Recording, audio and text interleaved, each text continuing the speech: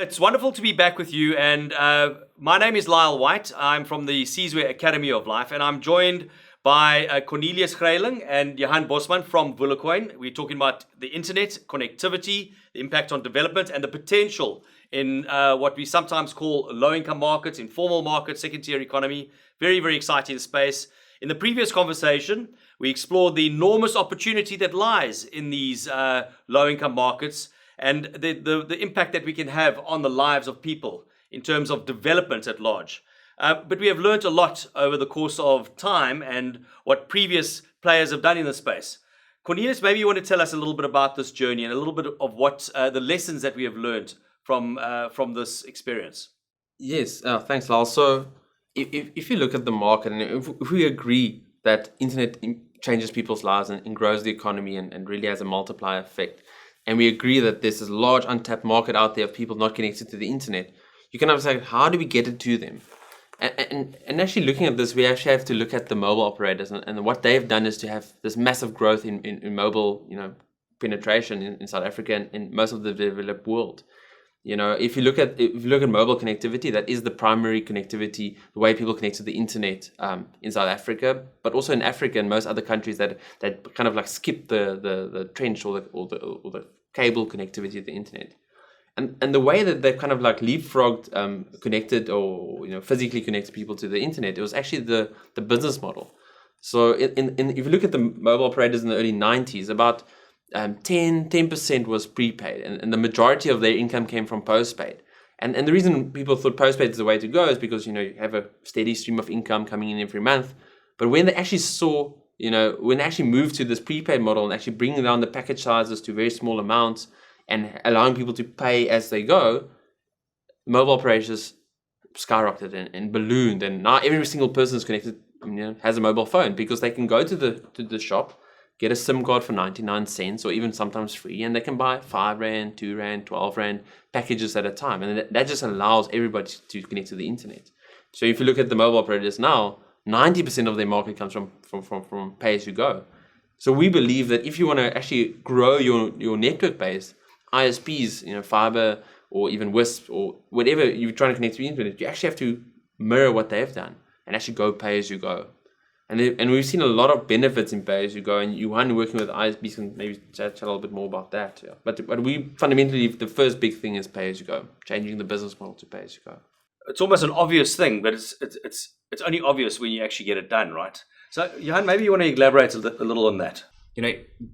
The secondary communities don't necessarily have the means to go and sign a contract on a month-to-month basis, weekly wage earners, etc., etc. So we had to develop around that and make everything time-based. So someone can buy for 5 Rand, can buy a day's worth of internet. It's not connected to a certain amount of data. It's uncapped. So around that, there's obviously benefits for the ISPs and for the consumer. I mean, you can imagine if you can be connected to the internet for an entire day for, let's call it 5 Rand, in comparison to what's out there, I think the economics speaks for itself.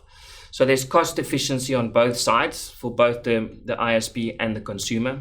Then there's obviously flexibility and control. I think from the user's perspective, that's quite obvious. They can be connected one day and the next day not. And again, they can manage their cash flow and their funds available to connect to the internet as they see fit.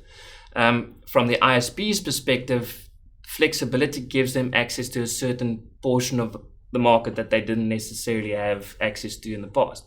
So you can develop products that suits that specific segment of the market, which has just not been possible previously. Yeah, and just on that, time is very important. We believe that time is universal. An hour today is an hour next week, is an hour next year, but also an hour in South Africa is an hour in Kenya, is an hour in Ghana. People always think that gigabytes, megabits, make it very clear, you get 50 megabits. But 50 megabits today is not the same value that 50 megabits was worth 10 years ago. I mean, if you think about videos used to be 480p, and then 720p, and then HD, and now 4K, and very soon probably 8K and whatever the next is. So megabits and gigabits isn't actually transparent because people don't know how much data gets used on their phones. But people understand time. Everybody understands, I've got an hour. Yeah, it's universal. It's universal and it's kind of standard and it's easy because I know that if I'm using the internet, maybe I don't want to use all my data, so I actually don't access certain things now. And now what you're saying is, yeah, well, now you can access anything, and especially in the realm of learning, you can basically then just have, because learning is a very, very high, heavy kind of access to the internet, and now we're basically making that accessible as well. Yeah, just to link back to that previous comment, I think it's around fairness as well. You know, if you sell someone a day's internet for R5, we know that it's going to run for 24 hours. And the customer knows it's going to run for 24 yeah, hours. so you don't have it's not a guessing game of how much data did I use, how much have I got left. You know, there's a fixed amount of time that consumer has access to the internet.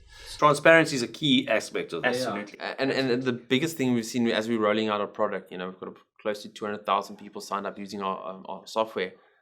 What we see in the usage basis is exactly that. When they connect for the first time, they don't almost trust it. It's almost too good to be true, you know. And they kind of like, you know, they kind of test it and test it.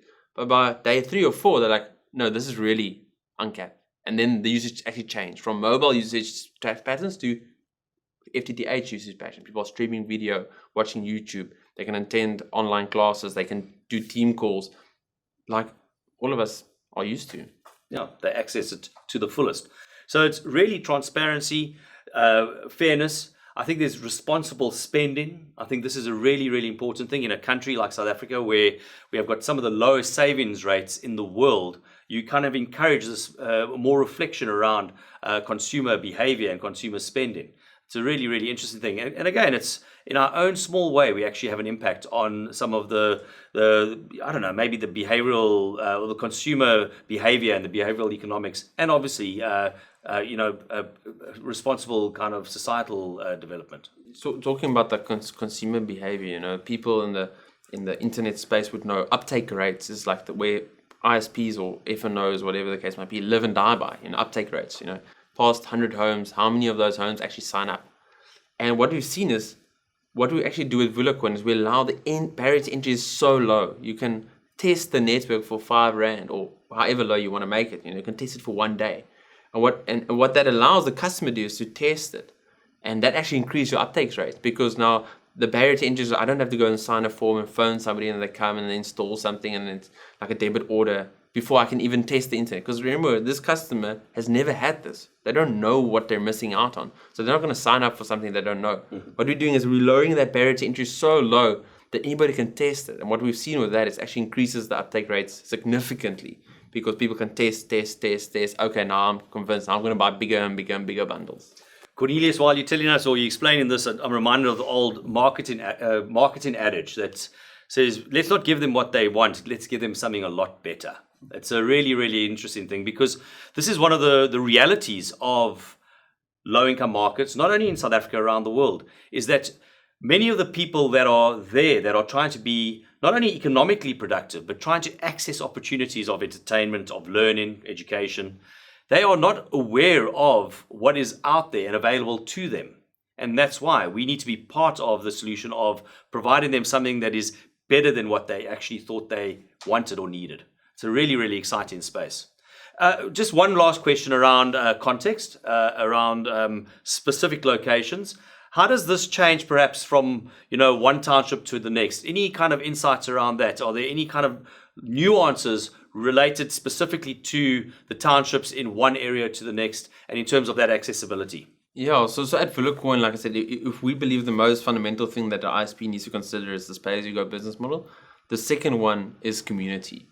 And not just the community that you're serving, but actually bringing them along for the journey. And that's one of the things that we found is very important. You actually have to engage with the community and make them feel heard, and also try to involve them in your process. So many of these communities have been, mined for, whatever the case may be, just dropped subpar products, or, giving them, not great user experiences. And that breeds a distrust. So what you actually need to do when you go into these communities, you actually bring them along for the journey, and you have to explain to them how they benefit from this. That's a big thing we've solved at VulaCoin as well, allowing community members to actually become agents and distribution hubs for your internet packages. So by bringing the community along and involving them in the process and giving them a slice of the pie, so to speak, by allowing them to become agents of your internet, so allowing distribution and first level support inside of the community, that just goes a long way with having community buy-in into your product. Yeah, it's exciting stuff.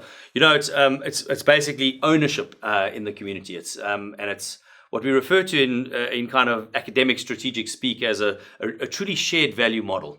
And it's something that, obviously it's an ongoing development to try and manage that dynamic and that relationship. But if the intent is there, it's really has a long-term and sustainable impact. The other thing you spoke a lot about, Johan, you spoke a lot about transparency, a lot about just having confidence in the process, fairness, those types of things.